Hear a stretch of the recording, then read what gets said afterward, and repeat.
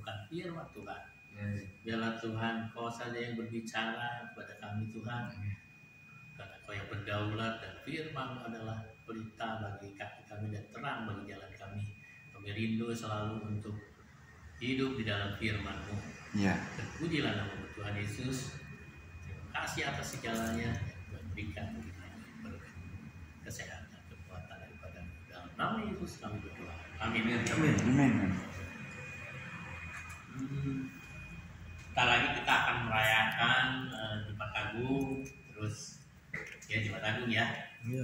Bulan ini ya, jadi kita akan belajar tentang akulah jalan kebenaran dan hidup.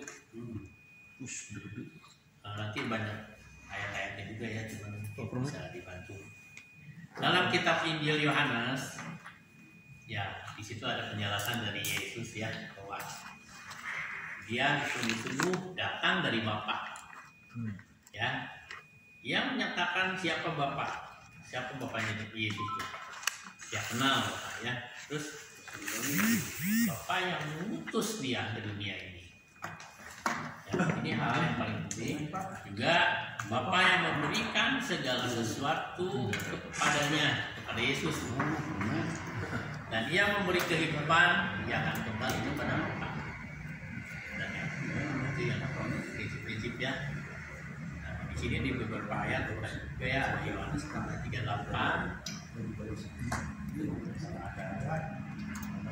Ada 10 ayat ya. Ada yang boleh buka, ada Yohanes 6 ayat 38, Yohanes 16 ayat 28, siapin aja ya. Nanti ya. Mantap. Terus bisa juga di dalam Yohanes 3 ayat 35. Itu gitu dulu juga.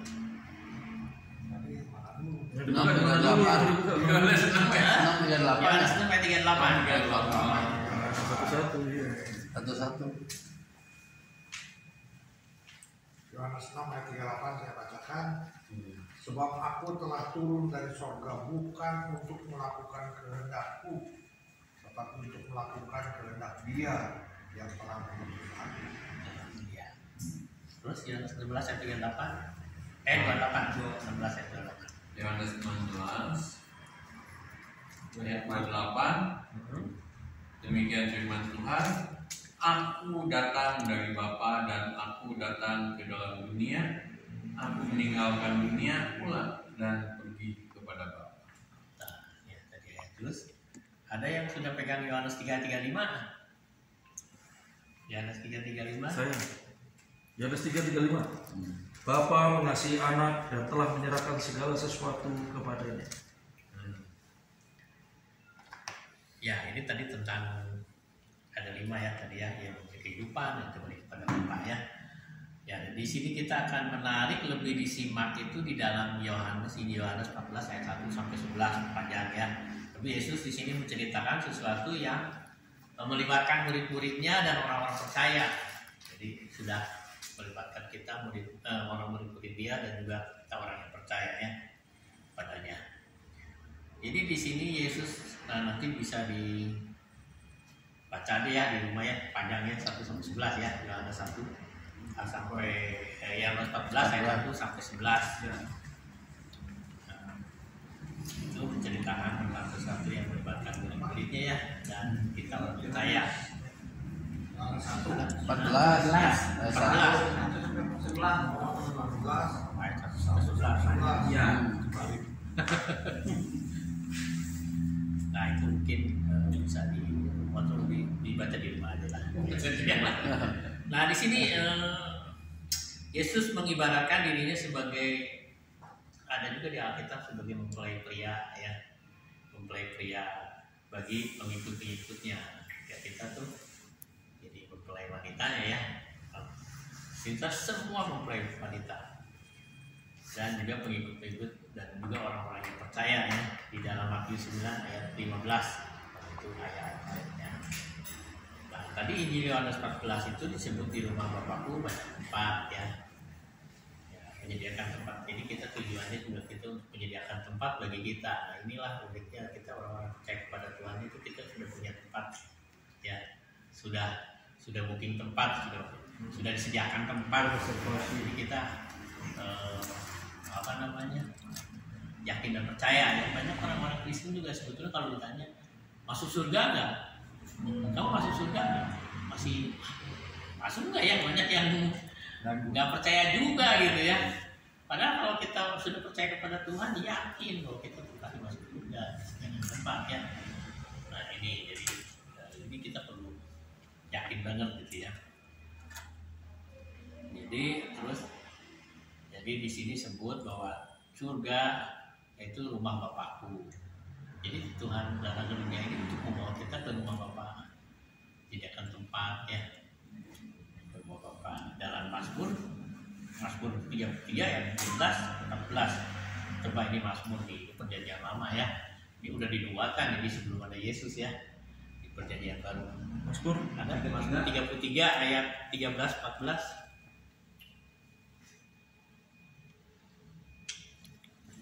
Ya, betul. Tuhan memandang dari sorga, ia melihat semua anak manusia. Dari tempat kediamannya, ia menilik semua penduduk bumi.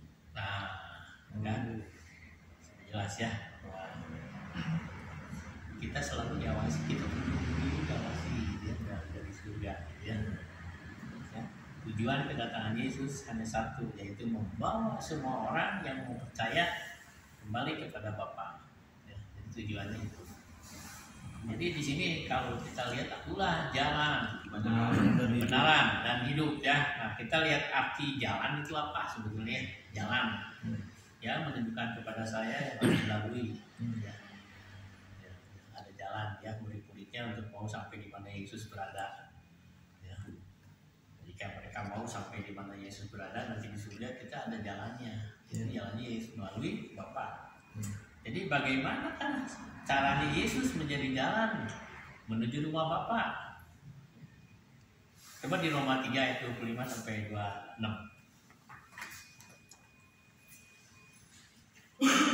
Saya enggak bisa ya.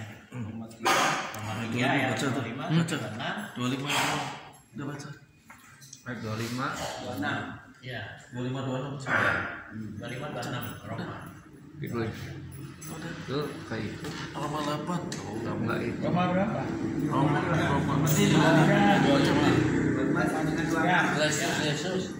Kristus Yesus telah ditentukan Allah menjadi jalan pendamai karena iman dalam darahnya. Hal ini dibuatnya untuk menunjukkan keadilannya karena ia telah membiarkan dosa-dosa yang telah terjadi dahulu pada masa kesabarannya. 26. Maksudnya ialah untuk menunjukkan keadilannya pada masa ini supaya nyata bahwa ia benar dan juga membenarkan orang yang percaya kepada Yesus. Ya. Jadi tujuannya membenarkan orang yang percaya kepada Yesus ya. Tujuannya ya. Sudah di Kolose 1 ayat 20. Ayatnya Kolose 1 ayat 20. Itu juga menyatakan seperti itu ya.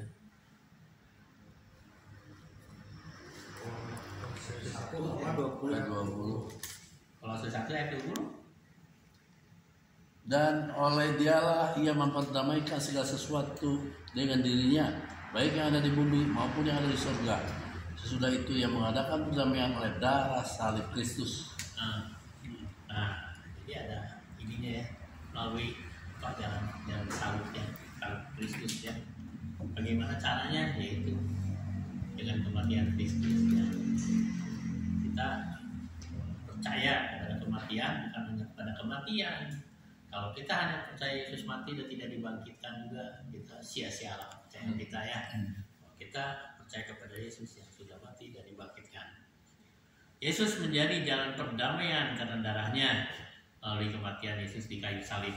Jadi ntar kita rayakan jadi Jumat Agung dan sungguh-sungguh bisa menghayati bagaimana Yesus mati di kayu salib.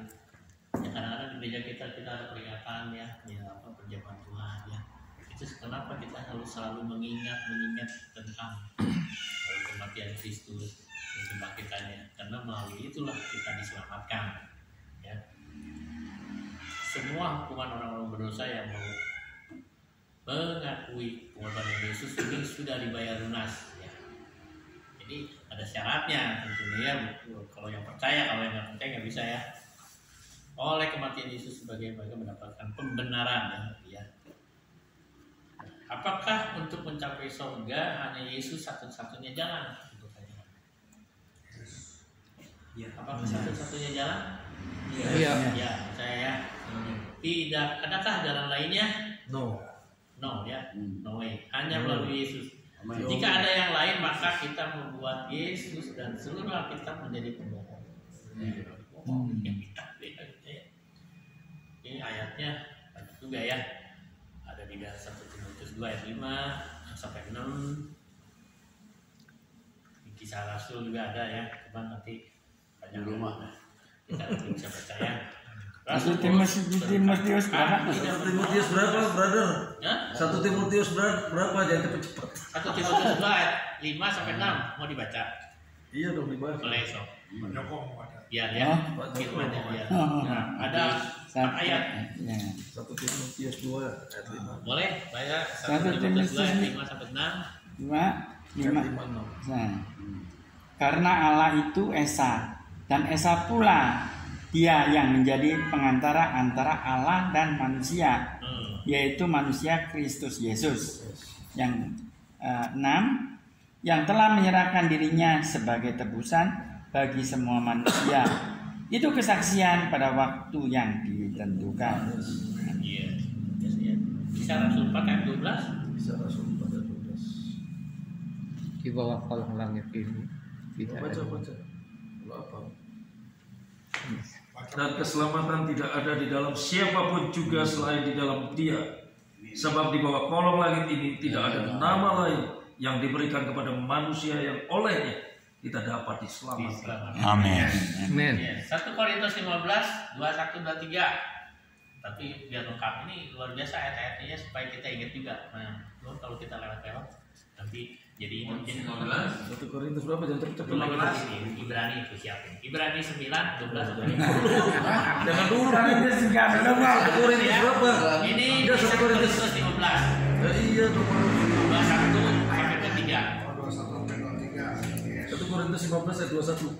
1 Korintus 15 ayat 21 sampai 23. Sebab sama seperti maut datang karena satu orang manusia, demikian juga kebangkitan orang mati datang karena satu orang manusia.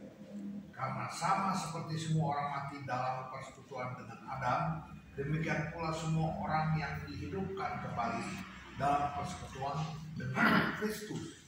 Tetapi tiap-tiap orang yang menurut urutannya, Kristus sebagai buah sulung, sesudah itu mereka yang menjadi miliknya pada waktu kedatangannya. Amin. Jadi Kristus dulu dibangkitkan dan kita yang sudah mati juga dibangkitkan, atau yang masih hidup juga mungkin pada waktu saatnya masih hidup kan bisa diangkat ya. Henok. Nah, jadi kita bisa bertanya. Henok juga. Udah 9 ya. Udah 12. Nah, Demikian sampai 15. dengan Hah? Sampai 15? Nah, Sekarang ya. Berapa, Bu? Hah? Apa sekarang? Ibrani 9. Ayat 12. Dan dia telah masuk satu kali untuk selama-lamanya ke dalam tempat yang kudus, bukan dengan membawa darah domba jantan dan darah anak lembu, tetapi dengan membawa darahnya sendiri. Dan itu ia telah mendapat kelepasan yang kekal. Sebab jika darah domba jantan dan darah lembu jantan dan abu lembu muda menguduskan mereka yang najis sehingga mereka disucikan secara lahiriah, betapa lebihnya darah Kristus yang oleh Roh yang kekal telah mempersembahkan dirinya sendiri kepada Allah sebagai persembahan yang tak bercacat, akan menyucikan hati nurani kita dari perbuatan-perbuatan yang sia-sia, supaya kita dapat beribadah kepada Allah yang hidup. Karena itu ia adalah pengantara dari suatu perjanjian yang baru, supaya mereka yang telah terpanggil dapat menerima bagian yang kekal yang dijanjikan, sebab ia telah mati untuk menebus pelanggaran-pelanggaran yang telah dilakukan selama perjanjian yang pertama. Ya, ini luar biasa kan, dari perjanjian lama baru ya. Perjanjian lama, kalau kita tidak ada Yesus yang mati di kayu salib, tentu kita harus potong kambing, potong lembu seperti saudara kita ya. Kita sudah melalui Yesus yang berkorban, jadi kita nggak usah berkorban lagi ya. Tapi hanya kita percaya kepada darah Kristus. Makanya luar biasa kalau kita punya Tuhan yang setia sampai mati, itu luar biasa ya. Terus kita dosa. Nah, situ. Jadi kita sudah lihat bahwa Paulus berkata, aku tidak menolak kasih karunia Allah, sebab sekiranya ada kebenaran oleh hukum Taurat, maka sia-sialah kematian Kristus. Ya, jadi bukan hukum Taurat ya. Di sini tadi saya ngomong di Galatia 2 ayat 21 ya, tadi yang saya katakan. Galatia 2 ayat 21 ya. Tadi disebut aku tidak menolak kasih karunia ya. Hukum Taurat adalah agama, sebetulnya agama ya, hukum Taurat adalah agama dalam tanda kutip yang dibuat Bapak sendiri sebenarnya ya. Nah, dulu kan Bapak memberikan hukum Taurat kan. Toh tidak bisa menyelamatkan manusia gitu ya, kita tidak ada hukum tidak bisa menyelamatkan manusia. Hukum Taurat hanya bisa membimbing manusia untuk tiba kepada kebenaran yang sesungguhnya. Jadi kita dibimbing melalui hukum Taurat untuk mencapai kebenaran yang sesungguhnya seperti apa sih? Kebenaran oleh penebusan Yesus. Tujuannya ke situ bahwanya hukum Taurat hanya jalan ya untuk pembimbing gitu ya. Jadi hukum harus ditegakkan, dosa-dosa harus mendapatkan hukuman ya, sudah jelas ya. Kita berdosa harus dihukum, yes. Satu-satunya Yesus mati di kayu salib yang berarti bisa menebus kita dari hukuman dosa. Nah ini tadi tentang jalan ya. Kita lihat arti kebenaran. Kebenarannya, jika Yesus berkata akulah kebenaran, maka hal itu dapat berarti Yesus sendiri adalah kebenaran. Yesus itu sendiri kebenaran. Kadang-kadang kita mencari kebenaran yang hakiki, yang benar itu yang mana gitu. Itu Yesus sendiri kebenaran.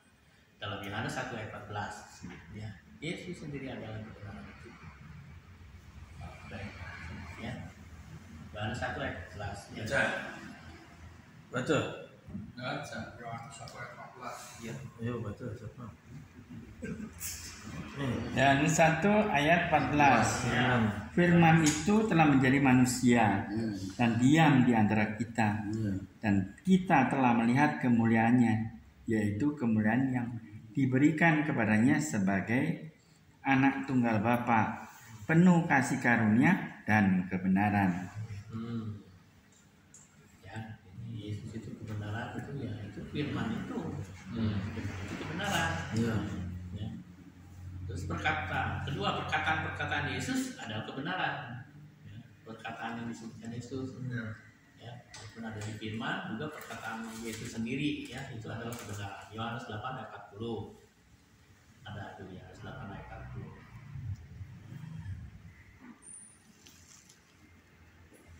Ya, tetapi yang kamu kerjakan ialah berusaha membunuh aku, seorang yang mengatakan kebenaran kepadamu, yaitu kebenaran yang kudengar dari Allah. Pekerjaan yang demikian tidak dikerjakan oleh Abraham. Jadi jelas Yesus itu kebenaran.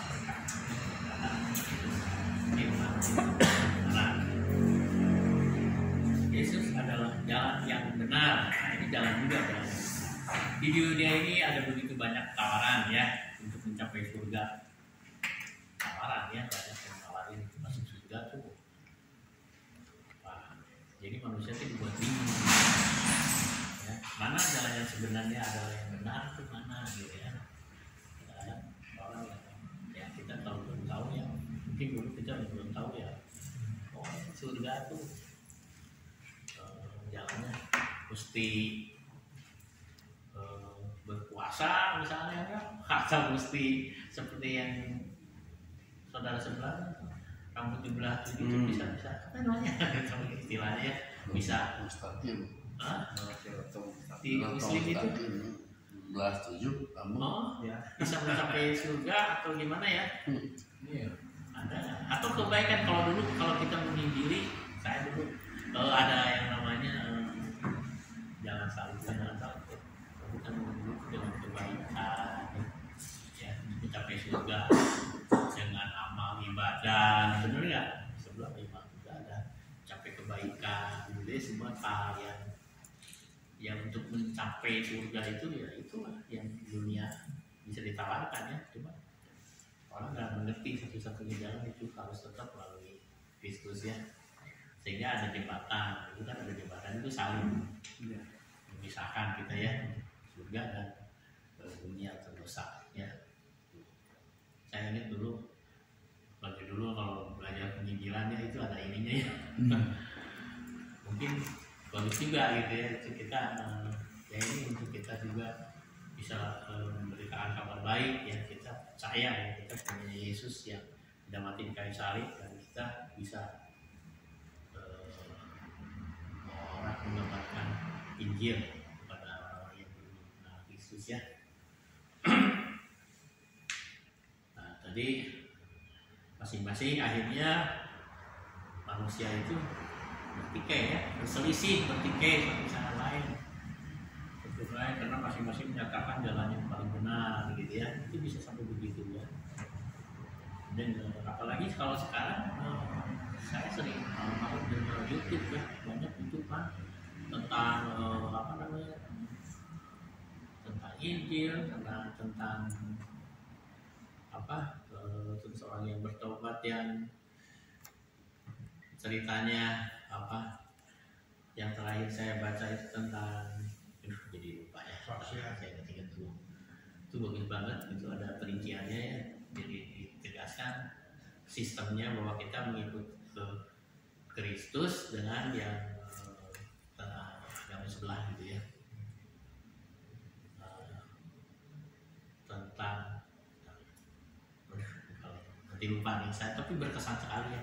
Nanti bisa dibagikan gitu ya. Nah di situ sebut ya, dengan menyatakan akulah jalan kebenaran, maka Yesus ingin menyatakan bahwa Ia adalah jalan yang benar, seperti yang Bapa tetapkan di surga. Ya. Dalam Roma 3 ayat 21-22 tadi, ya. Roma 3 21-22 sudah belum ya? Coba di situ coba ya. Roma 3 ayat 21-22 dengan mengakulah kebenaran. Tetapi sekarang tanpa hukum Taurat kebenaran Allah telah dinyatakan, seperti yang disaksikan dalam kitab Taurat dan kitab-kitab para nabi, yaitu kebenaran Allah karena iman dalam Yesus Kristus bagi semua orang yang percaya, sebab tidak ada perbedaan. Ya. Jadi tetap kita percaya Yesus, itulah kebenarannya. Jadi arti hidup yang artinya terakhir ya, tadi kebenaran dan hidup.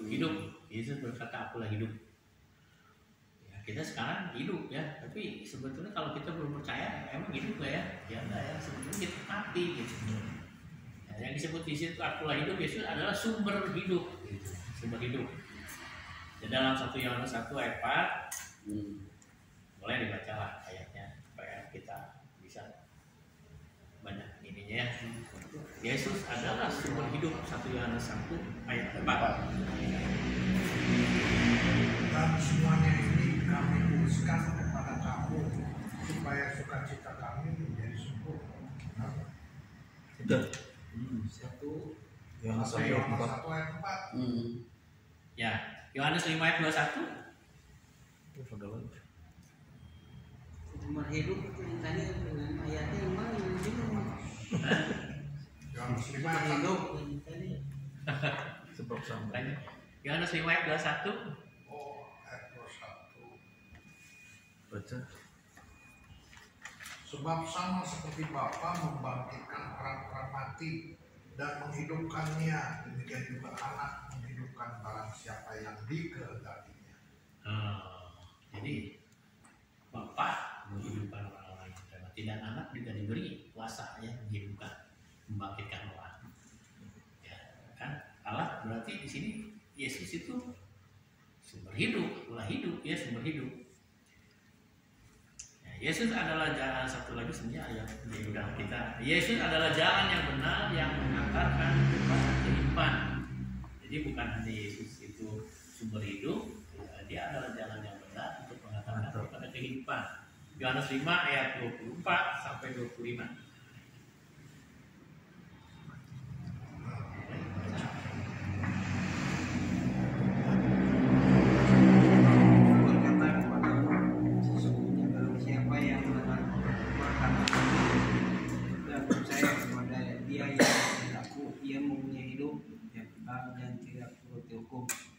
Sebab dia sudah pindah dari dalam maut ke dalam hidup.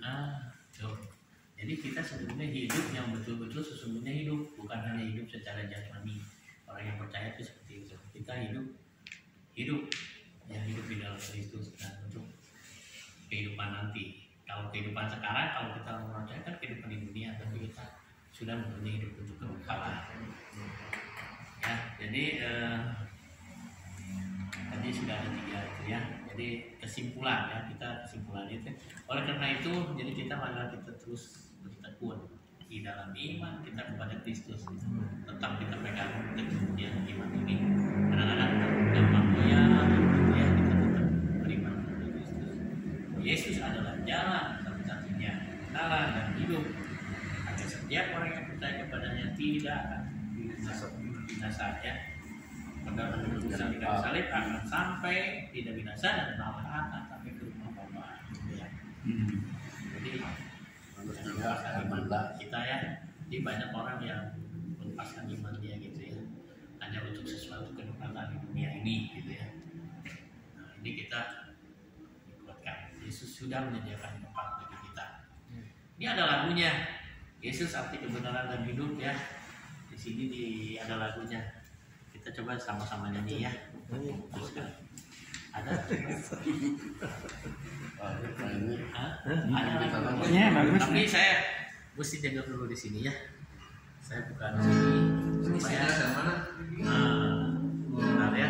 Bisa. Ini kita buka dulu sebentar.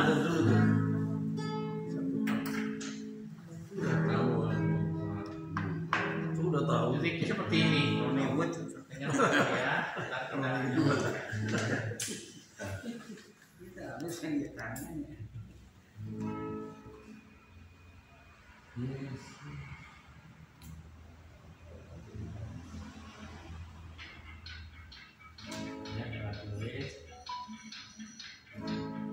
Itu banyak iklan ya. Banyak lagu dari premium. Itu premium. Ada iklan.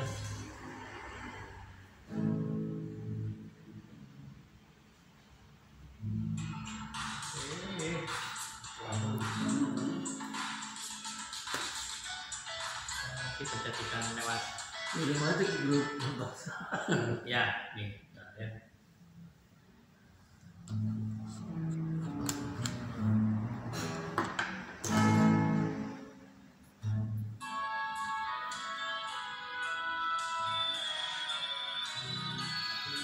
Lalu paniko ya. Simpel udah.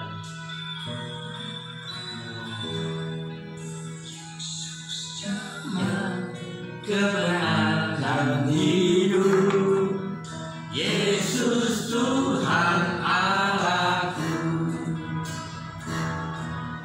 tak seorang pun dapat terpajang, hanya melalui Dia. Yesus bekerja sediakan tempat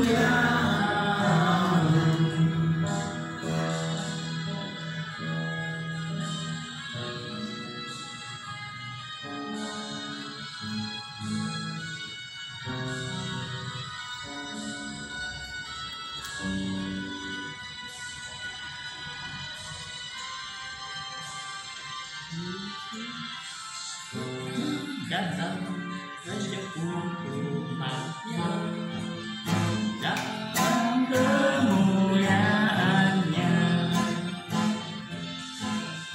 Haleluya, amin.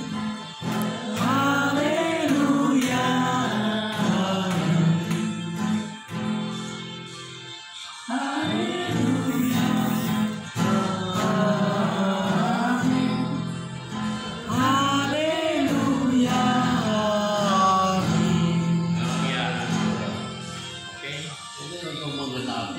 Firman yang dibawakan oleh Paulus ya. Iya. Saya ada ayat 1 yang bagus, 1 Yohanes 5 ayat 20. 1 Yohanes 5 ayat 20. Iya. 1 Yohanes. Ya. Oke, tambah 1 Yohanes 5 ayat 20. Iya.